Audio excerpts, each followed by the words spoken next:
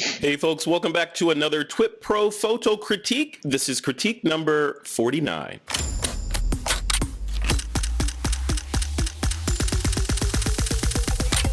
This is TWiP. Hey, welcome back to another This Week in Photo critique for the TWiP PRO community. I am Frederick Van Johnson. Joining me today, and almost every time we do this, is Mr. Troy Miller. Troy's here to help me walk through some of the cool submissions that have been thrown into the TWiP PRO photo critique topic on our site. Hey, Troy, what's going on, man? Hey, just here. Happy to do the first critique of the year. Yay! It is. Yeah. Happy New Year, man. Happy 2019. I'm getting old. Yep. 2019. Yep. Jeez. This is good.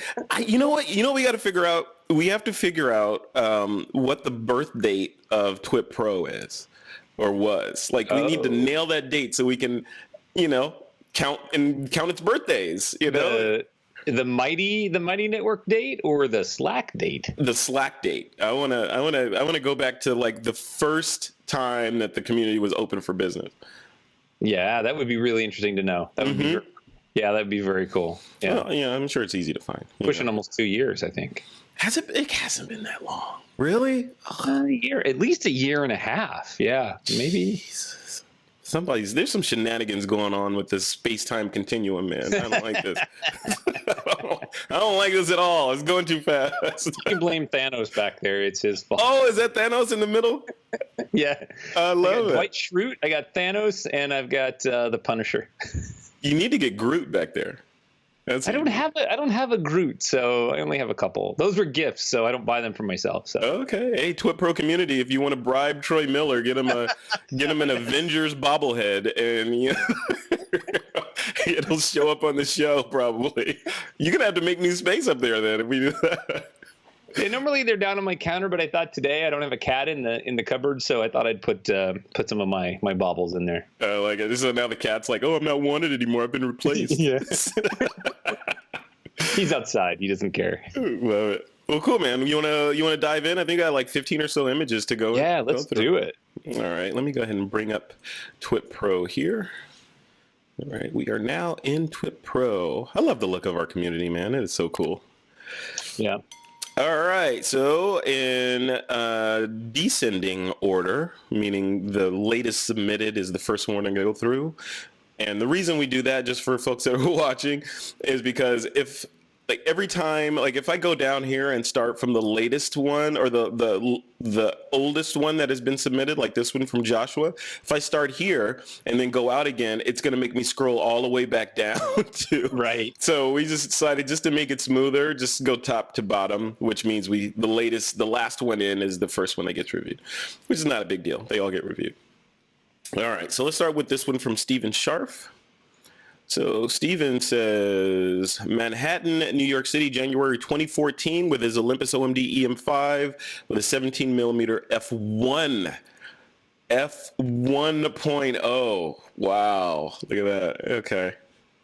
Yeah, that lens is begging to be used for some Milky Way shots and stars and night stuff. Oh, really? Oh, you mean that scene right there?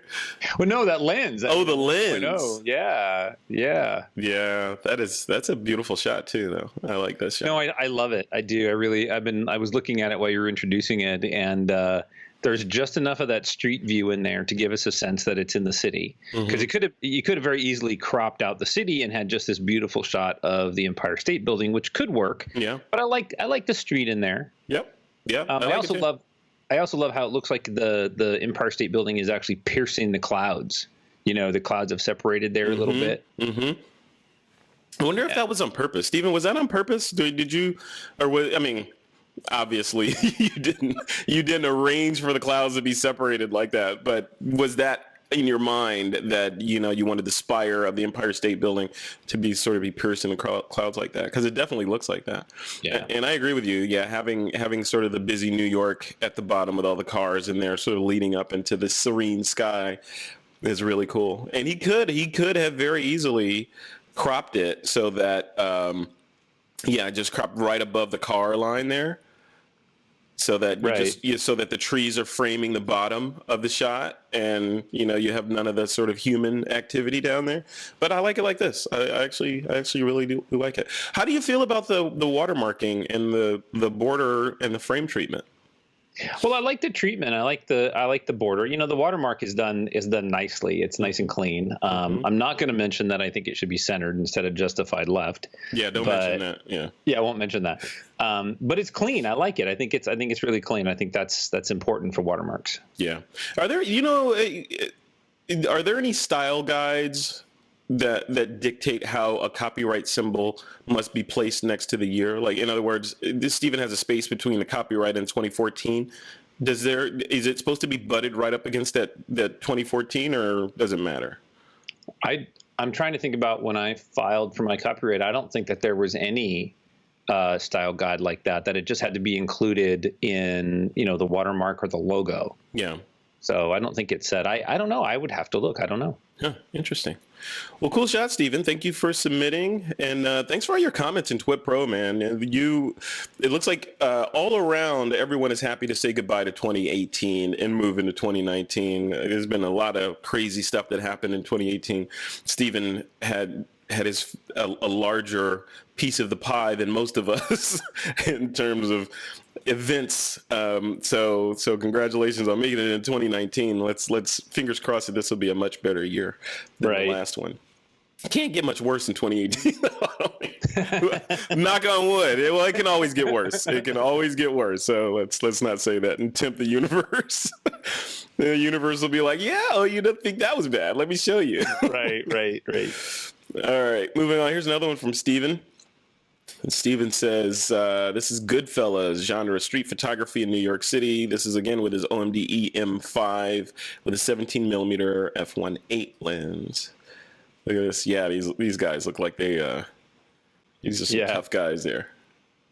They definitely look like Goodfellas, not the stereotype, but they definitely look like, hey, Big Johnny wants his money, and you said you'd have it next Friday, and it's already Monday, so I'm gonna have to take a leg. You did that really well. That's what I hear from these guys. Yeah, I'm walking here. Oh my gosh. No, this is one of those really amazing photojournalistic, street world type shots that there's a lot of story going on, and the more you look at it, the more you see.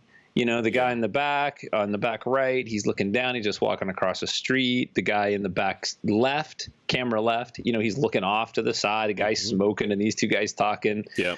It's awesome. Yeah, no, this is great. Well framed. I think the cropping is fantastic. We've got vertical lines where they're supposed to be. It puts you right in New York too. New York always strikes me as a city where it's one of the world's most populous cities and populated cities, but it's also one of the world's most loneliest cities. Because people that live in New York will tell you that everyone is in their own little isolated bubble. So you could go out and walk down the street like this and never make contact with another human, but be surrounded by millions of them. So so it's an interesting place where you could but it's kind of comforting because you can go outside and be around a ton of people and not be bothered with a ton of people. So it's kind of cool. Gotta love New York. And Steven, good shot, man. Yeah, and I love the black and white treatment. I think that's really, really, really nice. And I love that Steven is showing the other sides of his superpowers here. Because Stephen was submitting a lot of sort of motorsport stuff, and that's part of what's one of his superpowers is motorsports. Right. And now he's showing some of his more street photography type, that side of his love of photography. The diversity. Yeah. Mm-hmm. Yeah. I know he's heavy into the real estate photography stuff too. So very cool. Yep. Which is important for all of us as photographers, is to expand our genres and play in different genres, because it's really easy to get stuck in a bubble and never grow. In other genres, no matter how extreme they may seem, always teach you something, even in your own. Yeah. But how do you expand out of your genre? Because you're notorious for doing that as well. I mean, you're by trade as rubber stamped by the IRS, you are a wedding and portrait photographer, right? Yeah. But you also do all kinds of other stuff. How do you, what drives you to do that other stuff? Is it an artist calling that like, oh, I got to go shoot some flames or something, or is it just you practicing and trying to keep your craft tight? I think it's a little bit of everything. I think that as a creative, I really love the nature of creating things. I love being able to design something and build something and photograph it, or throw, because as you know, I do pottery, so that's part of my creative stuff I do, or I build furniture or whatever. So in photography, I look at something and go, oh, look, there's a piece of bubble in that glass. There's a bubble. I want to photograph that bubble. Mm-hmm. That's it. That's just it. It's the calling to go do that and to jump into it. Yeah. Many years ago, I had a friend of mine who was always teasing me that my landscapes always looked like there were people in them, because I was shooting shallow depth of field and I was focusing only a third of the way into the frame. And he really helped me learn to shoot landscapes, which completely changed my ability to shoot weddings, because now I see things differently. Yeah. So it's just the desire to keep creating, I think. Love it. Love it. The call of the art. The call of the art. Yep. You got to feed the artist. Love it. All right. Well, let's move on to this next shot's from Kai Gradert. And Kai says, this is at a secret location from a time before drones. Okay. All right. From a time before drones, and he got the shot. Kai, were you flying there? Were you in a plane? Do you have wings? Like, what's going on here, man? Yeah. That's a cool shot, though. That's a cool shot. You can tell these are. I don't want to see. That's what's so interesting about this shot, because I want to look at it and I want to say that this is a giant mountain formation shot from above, covered in snow, but at the same time, maybe not. I mean, if you look close, it doesn't necessarily have to be giant, right? This could be small. I don't think it's small. If you look at the ripples on the right-hand side that's in the snow, I mean, it's because I spent a lot of time in sand dunes and things like that. So this may not be like Mount Everest size, but this is not tiny, right? Like, this isn't a macro shot that's convincing us that it's big. This is a landscape-ish that's big. And I got to say, it's absolutely brilliant. It's freaking beautiful. I know it's going to be cliche, but I would go full black and white. I think the blue tones and stuff are kind of, I don't know that it adds to me. I think this image just really wants to be black and white. It doesn't have to be, but the graphical nature of it is just fantastic. I just love it. This is an image that I would love on my wall big, because you could just stand and look at it for such a long time. Yeah. Yeah. If not just for the, like, we started the critique on this image is just the idea of it making you think and drawing you into it. And what size is this? Oh, I see the ripples in the snow there. It must be this size, Yeah. It'd be like, what would give it away if there was just a person somewhere in there, so they, with a long shadow cast, then you're like, oh, okay. And your brain would instantly lock into the exact size of this mountain if there was any sort of point of reference. But that's part of the magic of it, is the fact that there is no point of reference, and you have to kind of, well, it's a mountain. Well, maybe, I don't know. This could be like a piece of cake, Who knows? Well, something that I think is interesting to point out maybe is why this image works so well. It's exactly the opposite of what we've mentioned before, where you have a hot spot in the image. We have a dark spot, and that if you notice, like, your eye is constantly looking at that dark area, because that's what stands out. And then you have these amazing leading lines that, by intention or design or happenstance, lead you right out of that top right-hand corner. And then you come right back in and you start all over again. You bounce around in those shadows, right back out. You follow those leading lines in and out. The shadows have detail. I mean, it's exceptionally well handled. So yeah, I wonder. I mean, it's so sharp. I'm thinking, did he just capture this like flying over, in a commercial aircraft, aiming out of the window? But those windows would not lend themselves to this thing is tack sharp. They would not. There'd be some distortion in there, you would think. So I'm wondering, was he? I don't know. Kai, you got to tell us what you were doing. Yeah. I'm going to go with a hot air balloon over the Antarctic in December. Okay, and I'm gonna go with he was en route to somewhere in the Antarctic, in a commercial or a charter plane. He was in a charter plane with very clear windows, and he was on a tour that was specifically for photographers.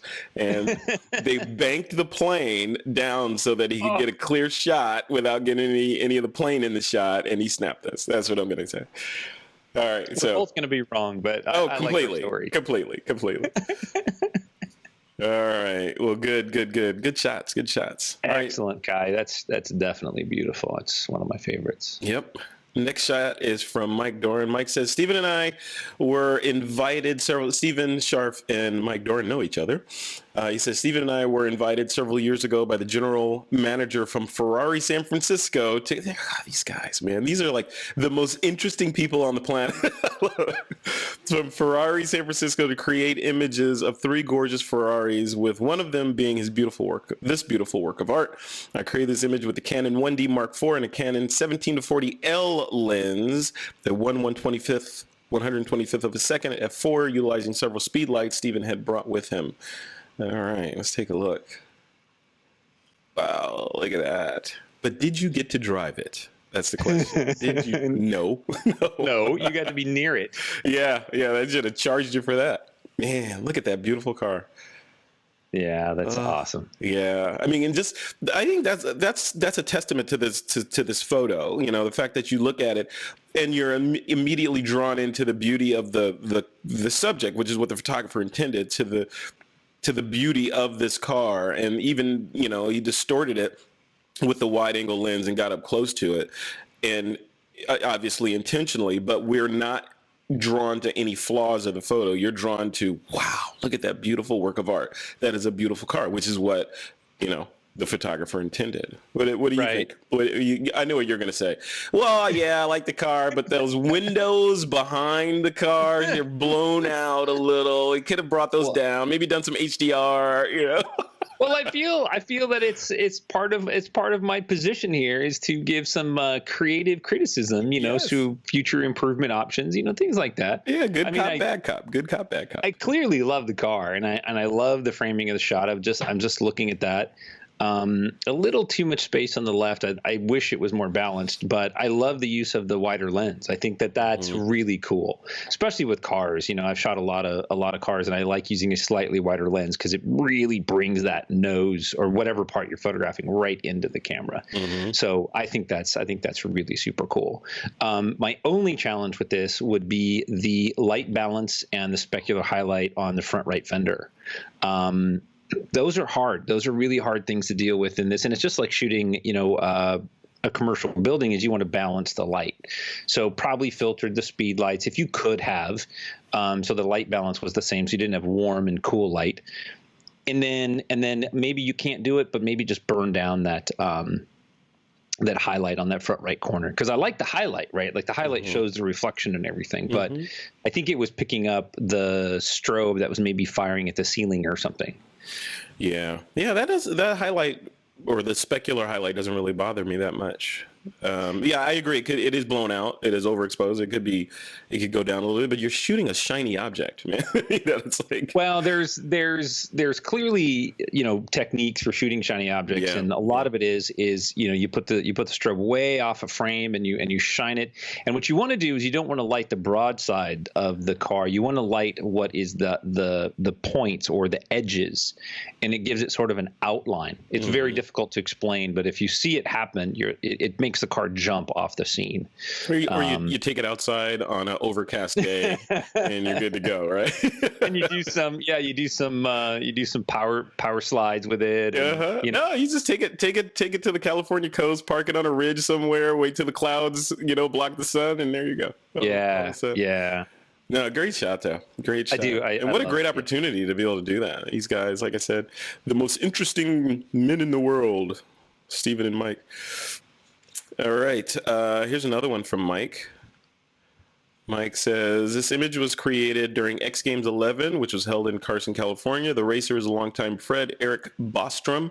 The image was created with a Canon 1D Mark II and a Canon 400mm 2.8L lens at 2/50th of a second, f10. At f10, ISO 100 on a very bright day on an infuriating monopod. I was working for Alpine Stars and Red Bull at the time. All right. Oh, very cool. And I think it's really interesting, not just interesting, but important that we know that he was working for Alpine Star and Red Bull, because that means he's looking for the boots, and he's looking, to be able to see the jersey, in the front fender, and to see where those logos are in there. So I think that helps us a lot when looking at the image.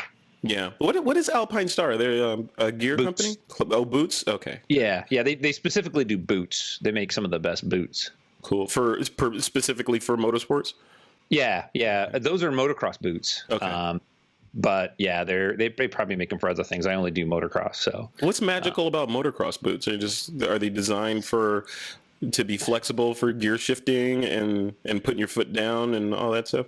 They have a lot of protective elements in there. One, they lock your ankles. Your ankles can move a little bit, but it really secures your ankles. So if you put your feet down or you bump or something, so it also protects you. Like on the bottom, there's a very thick rubber, and a lot of times you're riding on your toes, so that helps protect your arches in your feet. And then there's metal on the tips of the toes for shifting and for braking, because you'll tear up a boots. I mean, as a hobbyist, I would tear up a boots every year. Wow. And it has leather on his left boot. You can see there's leather on the inside. Yeah. And that's sort of an abrasion resistant type material. So what that does, it helps against heat and rubbing against the sides of the bike. And jeez. Wow. yeah, they just protect your feet and your shins. Yeah. Very important. So looking at the image from a technical compositional standpoint, you're not going to say anything about the headroom?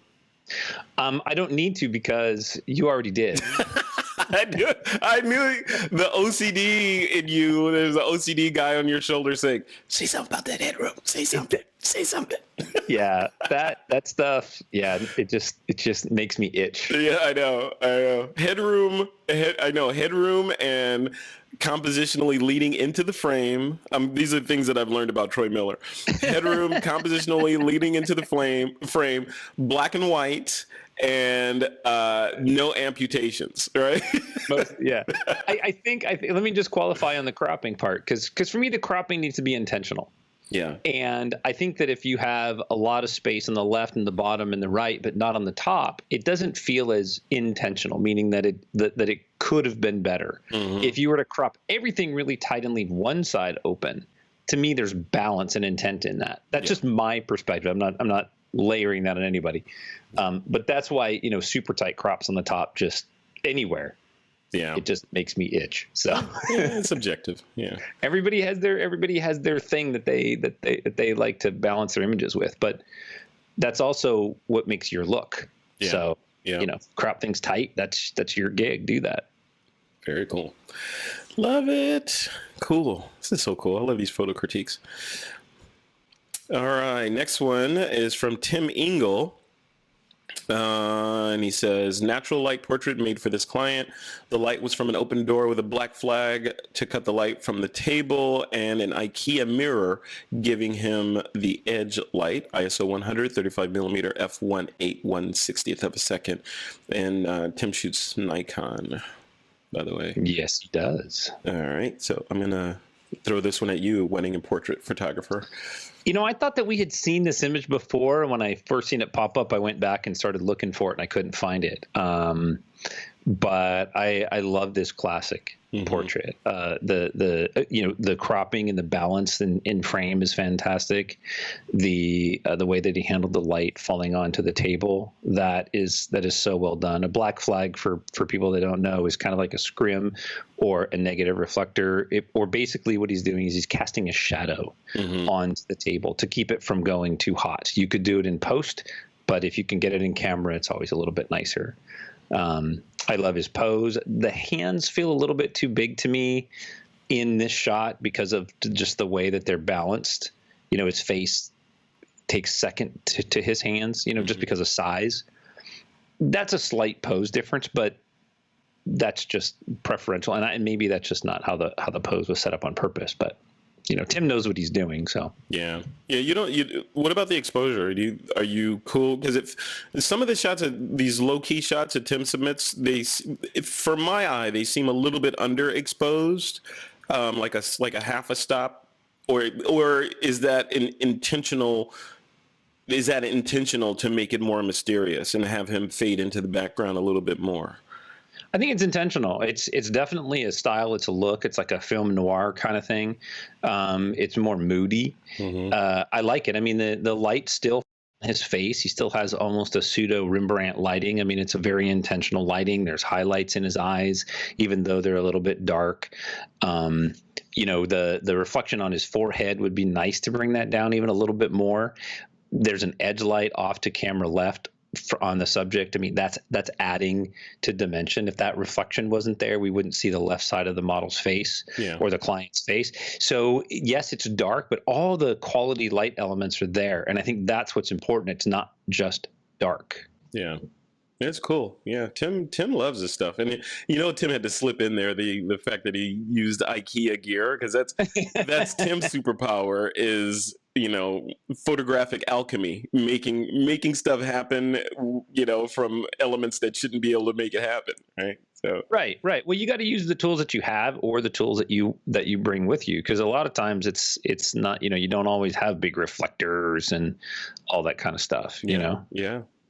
Sometimes having access to every bit of gear and resources on the planet actually is a detractor to making great imagery, Yep. Gear does not make you a better photographer. Yeah, contrary to what some people think, right? Some people think, hey, and I think that's a whole marketing construct, right? Coming from the marketing world, or still being in the marketing world, is like, right. It's the whole idea of, that's why we have influencers in the industry. What do influencers do? They influence you into getting the stuff that they got. So, hey, Joe McNally shoots with 18 speed lights. I have to get 18 speed lights, and I'm shooting Nikon, of course. Yeah. So, it takes, I think the only cure for that is time. Right. So shooting and getting familiar and finding out what you like and what you don't like, and what works with your brain, what doesn't work with your brain, what you need and what you don't need, shedding the rest, and then continuing on towards what your ultimate vision is, versus trying to walk in the footprints that were left by some other guy or girl. Right. So. Right. Absolutely. And I think if we step back and you look at a scene and you say, what does this scene require? Then it tells you what tools you need. So Tim may have looked at this scene and said, God, I really want a highlight, or I want a reflection in here, and shoot, I don't want to set up my big light. So grab that mirror and reflect the light from outside. And that tells you what you need, right? You don't need to go to, have all this tool around you and then figure out how to use it. Right. Wait until the shot or the job or, your vision tells you what equipment you need, and then get that. Yep. That's right. Yeah. That's the reverse thinking, right? Because the knee-jerk reaction is, I call it Batman, right? It's like the knee-jerk reaction is to be Batman, and Batman has a utility belt and he's ready for anything that comes at him, right? He's just got the right tool to get out of that situation, where in reality it's more like a MacGyver world. If you remember MacGyver, that show, where I do. That guy could be behind some precarious situation, and you could get out of it with a thumbtack and a paperclip, And duct tape. Always duct tape. Right. He creates something magical with a thumbtack and a paperclip, and just be gone. So you got to be MacGyver. More MacGyver. You could be a little bit of both, but you got to be, lean towards the MacGyver side of things. Yep. Yeah. Cool. All right. So moving away from this guy. Thank you, Tim Engel. All right. Shiva Lee is up next. Candy says, just to prove I sometimes see in color, here's a sunflower portrait that I made recently. I challenged myself to make as many different images of the flower as I could, and this ended up being one of my favorites. I think I was shooting with my Canon 5D Mark IV, I'm guessing, that day with my 100 millimeter macro lens. All right, let's take a look at this one.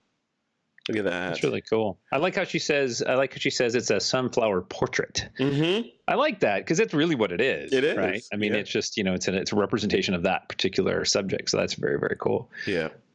Isn't it cool how when you get close on stuff like, especially like flora and things in nature, you can almost not get too close, right? The closer you get, the more detail reveals. Like the little hairs on the the green parts of the flower and the ridges in the yellow petals and the browning tips of the green parts. These things start showing up. I think I said in a comment on this post on TWiP PRO that this reminded me instantly of fire for some reason when I looked at it. Maybe it was Oh just yeah, the I could see shapes. that. Yeah. Yeah, it's just because fire kind of starts a little dark and then it gets brighter towards the edges, and this could have reminded me of that. What did you think of this one? Oh, I loved it. I absolutely loved it. I think that, macro to me is fun because it's basically, you can recognize it most times, but it's a view we don't always get. And I think that's one of the reasons that I'm so attracted to seeing macro shots and close-up shots and fractional images, pieces of an image that might have a bigger piece to it. Yeah, I really dig it. My only suggestion to Candy is to crop up from the bottom and get rid of that sharp area that you have in the lower left-hand corner. It's more distracting being sharp there than it is if you were to crop it out, because then everything, because it doesn't lead your eye out of the frame. And that's always the challenge with macro, is because things come in and out of focus because the depth of field is so shallow. So I would just crop it up a little bit from the bottom, and I think that would clean it up quite a bit, but that's just minor. Love it. Yeah. So you'd crop it up. You wouldn't just blur it to match the other blur? I don't think that the extra space down there really adds a lot to the image. I mean, I guess you could blur it. It would be hard to get it to match. Yeah. I agree. Yeah. And it's easy to crop it, and it's not going to hurt the image at all from the bottom. Yep. Not taking anything away. Beautiful shot, though. Beautiful shot. Yeah, very cool. All right, moving right along. Thank you, Candy, for that.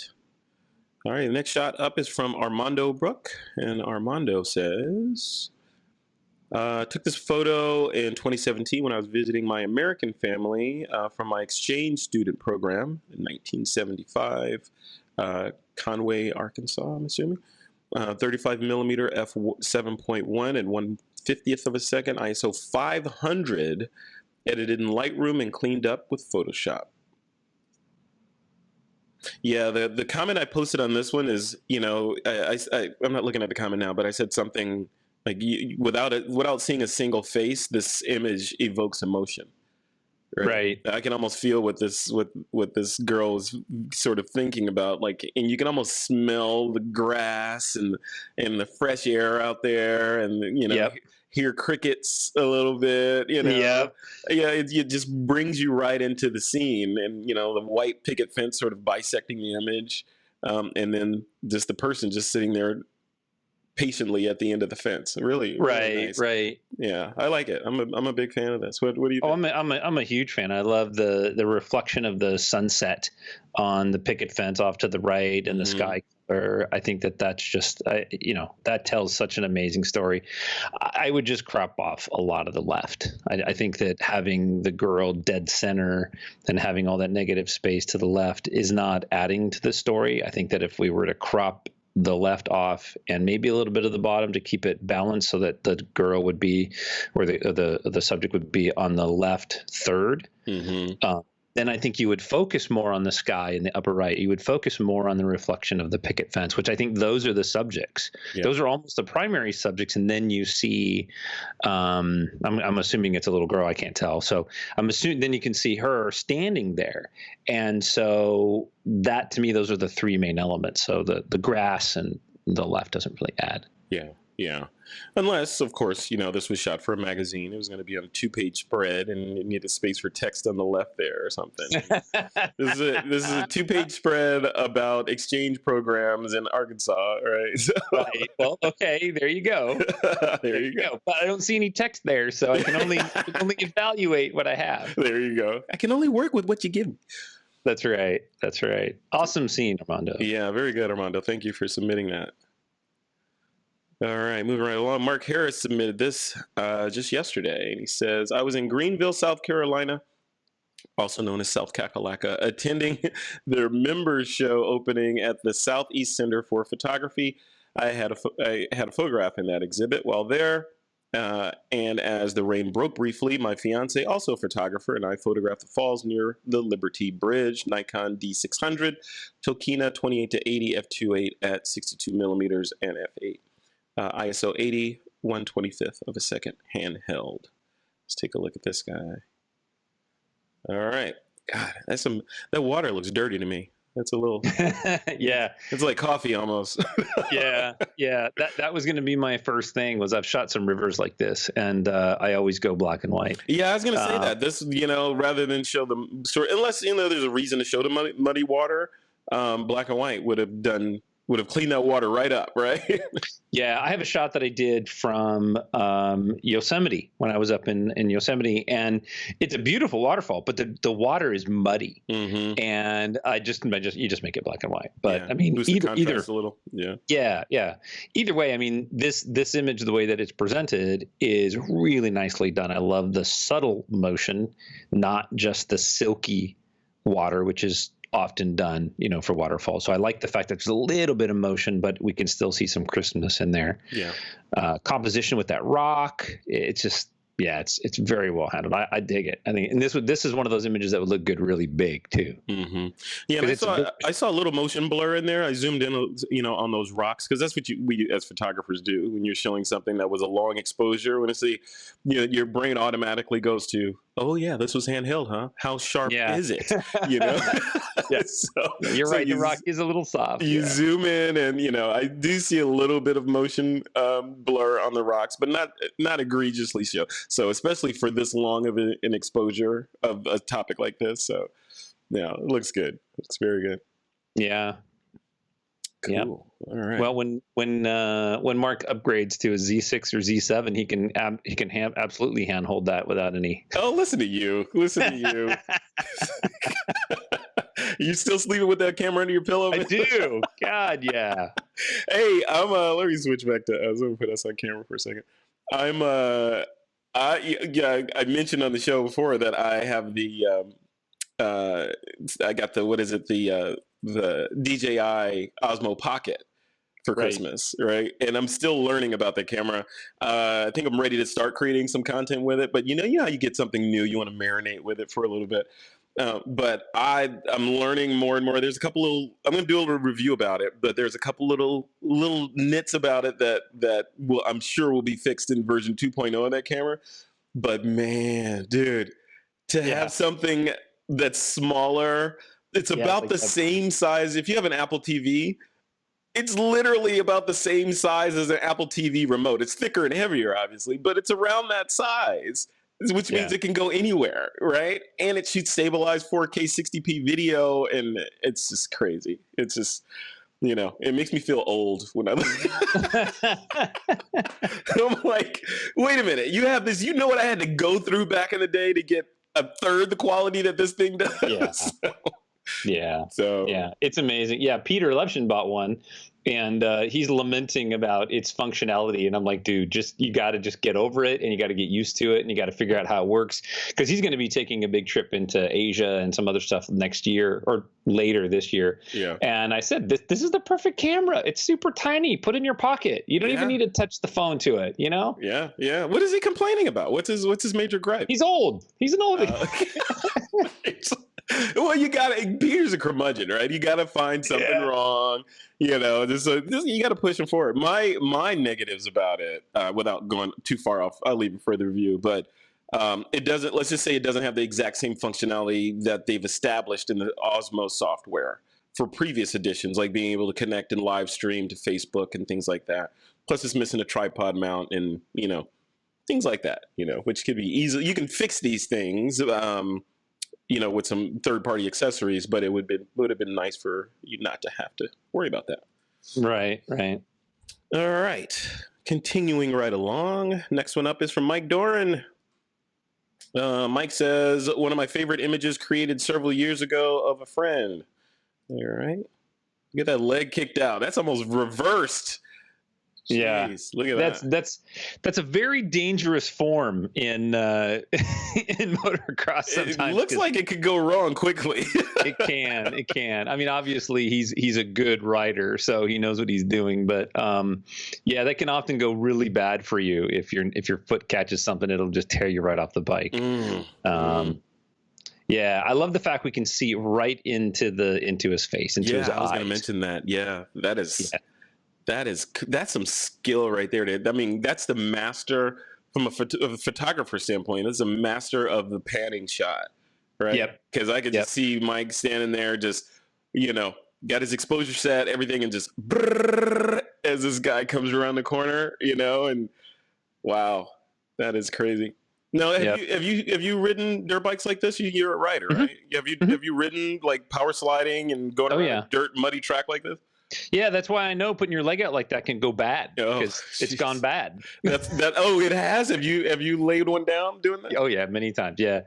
Normally it's not on a track though. Normally it's like you're out on a dirt track or a dirt road, or you're in the desert or something, and you're going around a turn, and your foot catches a rock or something, and it can be painful, or it can throw you off. But this, depending on how fast he's going and what the material's like that he's on, he's doing good. I do love the fact that the rider is looking to where he's going to be. He's looking down the track, and that's all. That's, for somebody who rides, that's how you ride. You're never looking where you are. You're always looking where you're going to end up. Yeah. But that's how you crash, right? Looking where you're right at the thing that you don't want to be looking at, because you go where you look, right? You go where you look. Yeah. Crazy. Same with driving. All right. Thank you, Mike Doran, for that. All right. Ryan Kanzler's up next. And Ryan says, I know you're going to like this shot. Best friends, new puppy Onyx. Just wanted to get thoughts on the pick. All right. Look at that guy. Puppies always win. Yeah, I mean, that's like unfair, right? Submitting cute animals. You get me with little kittens and cats, So Yeah. You can't take a wrong picture of a kitten or a cat. Just saying. Right. No, what do you think of this one? Is this a nice portrait from your standpoint? No, it's really nice. I think we have a couple things going on in here. It usually with pets, you want to try to keep their nose in focus, because that's their face, right? You want their nose to be in focus. Doesn't have to be, but I think that for the most part, having their nose in focus can really help with just the overall mask of the face. And then I think we have a little too much negative space over on the right. I realize, the puppy's looking that way, but about half of what is there would be appropriate. What about the left side? You good with that?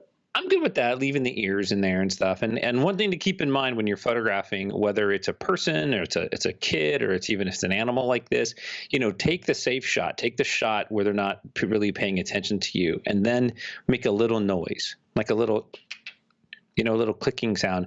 The ears will perk up a little bit, and the eye will come right to you for just a fraction of a second. And there's your next image. It's like shooting babies, right? Get a little squeaky toy or something. Yeah, no squeaky toys. Because then they'll come get it, right? No, because they squeak. Oh. I don't want squeaky toys. Oh, that's just your personal preference. I don't. Yeah. Oh, I love it. No squeaky toys. I have rules against anything that squeaks. Oh, I love it. Cool. All right, so moving right along here. Thank you, Ryan, for that shot. James Glenies up next. James says, a local landmark and popular photo spot, especially some of the nice sunsets you get out this way, are just stunning. I can never decide whether to keep the foreground in silhouette or do a bracket to bring out some of the details. Take a look. Loading. There we go. I would say that you keep them in silhouette, unless there's naturally light there, like what's on the lighthouse itself. Oftentimes, I think that if you do a fake HDR or something, it doesn't feel real, right? Like if you're standing there, you might be able to see some foreground detail, but it doesn't add to the image. The story here is the slight silhouette of the lighthouse and the sunset and the clouds. Yeah. So let those be the focus. Yeah, that's the subject. Yeah, and it's a familiar form right there. So you don't really need a whole lot of detail for you to describe what that thing is. You instantly know that that's a lighthouse on the coast. Right. And I love the fact that there's a little bit of detail in the lighthouse, because that's our secondary subject to the sun. So it's nice that it's not in perfect silhouette. It could be though, and it would still work the same. It wouldn't hurt the image at all. Yeah. How's the horizon? Is the horizon straight to you? It looks. I feel like it's leaning towards the left a little bit, but I can't tell. I don't know if it's just that the angle of those clouds is making me think otherwise. I can't tell. Yeah, I thought the same thing. I think the lighthouse is vertical, and so I think what we're getting is just the clouds, how the clouds are moving through the sky, and that kind of gives us that sense that it's leaning. Yeah. Yep. So my only nit on this image would be just to the right of the lighthouse, just above the land. There are some little tiny cloud specks. They're clouds. It looks like it doesn't look like they're dust, but they feel like dust. Oh, right. So you just clone those out? I would just one or two of them. Yeah, I would just take those out of there. Yeah, yeah, because they're distracting a little bit. Not it's not egregious, but it would take a couple seconds to clone those out of there. Yeah, it's like a super nit pick right there. There you go, super nit. It might be your name for 2019. Let's not. Super nit. All right, cool. All right, next one up is from Michael Rhino. And Michael says, this photo was taken the morning of December 23rd, 2018 from an overpass above Interstate 70 with a view of the Rocky Mountains. This is a view off to the west just as the sun was beginning to rise from the east, creating the alpenglow effect in the sky. I'm considering cropping it just above the highway to create a panorama, but instead decided to submit the full version. He shot this with his Nikon D850 with a Tamron 70-200, shot at 180 millimeters at f/22, ISO 64 at 2.5 seconds. Let's take a look. Yeah. Loading. Yeah. Yeah, how big is this image? I don't know. Mine loaded. Yours loaded? Yeah. Hey, what's going on here? Maybe it's my bandwidth. Let's try again. Or maybe we will just critique it from there it is. Okay, now it's up. All right. Yeah. At first I was like, just crop out the highway. And I got to be honest with you, I would probably do both. I would probably crop out the highway and keep that panoramic of the mountains and the alpenglow and everything. I think that's absolutely stunning.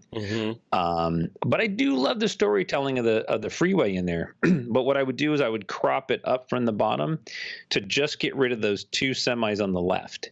So there's a little bit of road. You get rid of those backlit signs or the backs of the signs that are lit by the sun for the most part. Clean up some of the messy signs. But I love the fact that road is in there as well. So I would have this in my collection as two images, and then depending on what I do with them, I might pick one. I see three images. You're like the perfect candidate for virtual copies, right? I see three images in here. I see one without the highway, cropped up from the bottom, where it's just the foreground mountains, and then the Rockies in the background, and then the sort of fuchsia sky up there. And then I see another one where basically this one, like what you said, cropped up just a little, just crop off those semis. And then the third one I see is vertical. Like if you crop in from the sides and have just the road in the center, with sort of layered, you've got the road and then you've got the mid-ground mountains and then the Rockies, and it's a vertical shot, just sort of showing the distance. No, that's very true. Yeah, there's a lot going on in this image, and it's very well handled. The exposure super nice, and you were up in the morning, so good for you. I'll never get these shots. Yeah, these are early bird worm shots, right? Yeah, no, not for you. Not usually. I got to be very compelled. Hey, you're gonna get up early at WPPI. You're going to WPPI, right? I am. Yeah. I'll get up early once. You got one in you this year. All right. Eddie Lagos says, this is a hummingbird that just had a little snack, shot with a Fuji X-T2 and 55-200 lens. I cropped in a lot. Does anyone know what kind of hummingbird this is? I don't know. Look at that guy. I have no idea. How many different species of hummingbird are there? Probably hundreds. I don't know. This is the chocolate South Missouri. Yeah, you're making stuff I have no idea. Oh yeah. Darwin would know. He'd be like, "Oh yes, there were 7,000 different kinds of hummingbirds, each with a beak that's designed for a specific kind of flower." Right. Having cropped it, you've kept a lot of resolution, which is really nice. Yeah. Um, and I love the framing. I like how you got that shallow depth of field, that softness below, and in the upper left hand corner. I think that's really great. I mean, that just really just brings our focus right in on the hummingbird and him or herself. Yeah. No, I dig it. Yeah, these wildlife shots. Like I said, when you get close, it's just a whole another world. Like ask Don Komarechka, he knows. He lives in that sort of Ant-Man world. I love it. Cool shot, Eddie Lagos. Thank you for submitting. Hey, Eddie's local, San Jose, California. All right, moving right along here. Oh, last one. The last one is from Joshua Sommerfeld. Joshua says, throwback to Joint Base Charleston Air and Space Expo 2018 with the U.S. Army Black Daggers parachute team. I got to stand right by the box with the Air Force shooters and their tripod-mounted D850s. Yes, Nikon shoots, or Air Force shoots Nikon. And I'm there with my Canon Rebel, like, yeah, totally, I belong right here. He shot it with his EOS Rebel T6, also known as the 1300D, with a Canon EF 75 to 300 millimeter f4 to 5.6, 160 millimeters at f5 for 1/1000th of a second at ISO 100.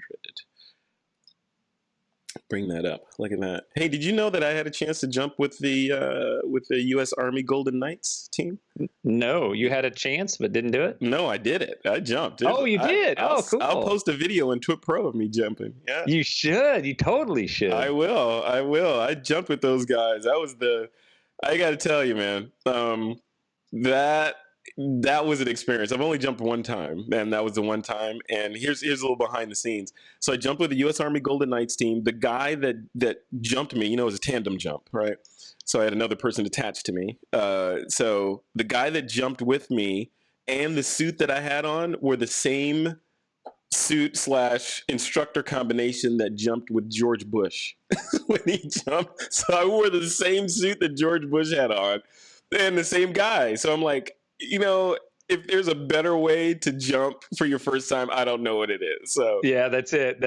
And the scariest thing about it, and I can't even put into words how this felt, but when you're in the plane, the doors are open, you're at altitude, and you're ready to jump, and you're supposed to get out of that plane, but there's a safer way to the ground, which is in the plane. Every fiber of your body is like, you know what? No, I'm not. This is not worth it. So, which is, I think, why they attach themselves to your back, because they literally push you out of the plane. But then when you're falling, it's like, hey, I'm so glad I did this, Yeah. But it's that getting out of the plane, which is kind of a metaphor for a lot of things in life, right? It's the getting out of the plane, and you're like, oh, I can't believe I was considering not doing this. So, yeah. But wow. Anyway, slight digression. Distraction. Yeah. Well, we'll have to see your video. But to Joshua's image, it's a fantastic image, and I made a comment in the thread that it's not the gear that matters, it's that he got the shot. And so good for Joshua for doing that. But it's tack sharp. I love that. The composition, I like that. It's nice and tight. I like that. Yep. Yeah, very well done. Very well done. No dust spots. Well, okay, I take that back. Is that a dust spot? You see it? No, that's in your monitor. That's in your monitor. Nope. There's definitely a dust spot. Where do you see a dust spot? Right below the flag, right? Like center flag down. It's a big soft dust spot. Oh, I see that. Yeah. I would have missed that had you not said that. Oh, there. Now I see another one. Oh. The only way to see, and this is one of the things I do when I edit, is I actually will move the image. If you move the image slightly, you can see those dust spots. Oh, okay. Yeah, you see that there's one above the flag as well, kind of middle. Yeah. Those are easy to fix, though. Those are easy. I mean, it doesn't get much easier to fix than that. It took us to the end to see them, so yeah. Love it. Dig the shot. You like the developing or the post processing? Yeah. Cool. Very cool. I think it's really good. Love it.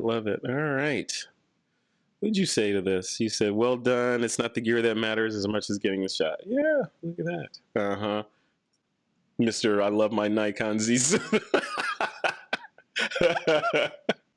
Hey, Yeah. do as I say, not as I do. Well, the truth is the truth. I like my gear. I like my gear. Yeah. So, Yeah, we all like our gear. That's part of this. Yeah. But it's the key is don't obsess over your gear. Don't love your gear. Like your gear, right? know its place. I think that's what's important. Gear, hardware, like we were talking video. You just got to know its place. You got to know what it can do for you. You got to know how to utilize it the best. Understand that gear isn't going to make you better. Yeah. Most of the time. I mean, it's going to give you tools that you can utilize, like mirrors to Engel. I mean, man, most people just look at them and put their makeup on with them, but he uses them in, to bounce light around his universe. Exactly. Tim intrinsically understands light and how to get it to where he needs it. So cool stuff. Cool, man. Well, we're at the end of another critique. What do you think of the first critique roundup of 2019? Well, I think it's great. I'm looking at the list of images that we have here, all 15 to start the year off, which is really good. I think it was 15. Yeah. And we have so many good images in there that we're really going to have to think about how to tune this system up and turn it into maybe a competition or something. I think you're right. I think it's time to morph the critiques and make them a little bit more competitive, versus just a show and tell. We'll make it more of a, there's some skin in the game and something at stake that you can take home. Yes. Yeah, and I happen to know lots of sponsors that might want to throw stuff in, along with Peter Levshin and his interesting gift that he could he could throw in the mix there. Cool, man. All right. Well, what's next for you? What's on the docket for Troy Miller? Getting ready for a wedding in a couple weekends, working on my blog, working on some assets for Capture One. God, what else am I doing? Planning F64 for August. I'm sure I have a list in Asana. Yeah, exactly. I got a lot of stuff. Yeah, welcome to the club, man. Yeah. But on my immediate to-do list will be lunch. That's going to be. Yeah, that's next too. That is totally next. All right, man. Well, that's it. Let's go ahead and close this one off. And right. Yeah, I'll see you. Well, we'll talk before the next one. But I'll get your nitpicking brain in another week, right? Yeah. All right, man. Take care. Thanks a lot. All right. Take care, buddy. Peace.